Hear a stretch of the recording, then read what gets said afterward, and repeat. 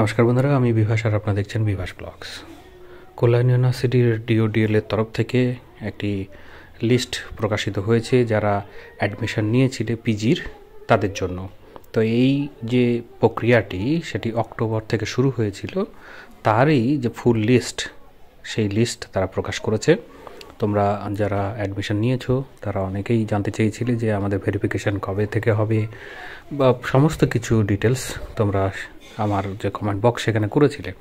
সেই বিষয়েই আজকের এই ভিডিও। তো ভিডিওটি তোমরা পুরো দেখলে বুঝতে পারবে। তো তাদের অফিসিয়াল ওয়েবসাইটে চলে যাবে, সেখানে আসলে এরকমভাবে নোটিশটি তোমরা দেখতে পাবে, যেটাকে ক্লিক করলে ডাউনলোড হয়ে গিয়ে পিডিএফটি তোমাদের সামনে যেভাবে ওপেন হবে সেটি আমি তোমাদেরকে দেখিয়ে দিচ্ছি। পিডিএফটি এইভাবে তোমাদের সামনে চলে আসবে। এখানে প্রথমেই যে সাবজেক্ট আছে সেটা হচ্ছে এমএ ইন বেঙ্গলি। এখানে যে বিষয়টি বলা হচ্ছে যে লিস্ট অফ অ্যাডমিটেড ক্যান্ডিডেট যেটা ভেরিফাই থ্রু অনলাইন হয়েছে তার বেসিসেই এই লিস্টটি প্রকাশ হয়েছে। ঠিক আছে, তো এখানে ক্যান্ডিডেটের নাম, enrolment number, ABC ID, DB ID এবং স্টাডি সেন্টার পুরো ডিটেলসে দেওয়া আছে।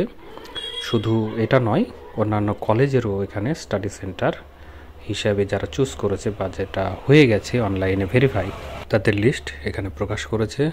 তো তোমরা যারা করেছিলে তারা দেখে নেবে। যদি এই বিষয়ে প্রশ্ন থাকে তাহলে অবশ্যই কমেন্ট বক্সে কমেন্ট করবে, আমি সেখানে তোমাদেরকে বিষয়ে তথ্য দিয়ে সাহায্য করব।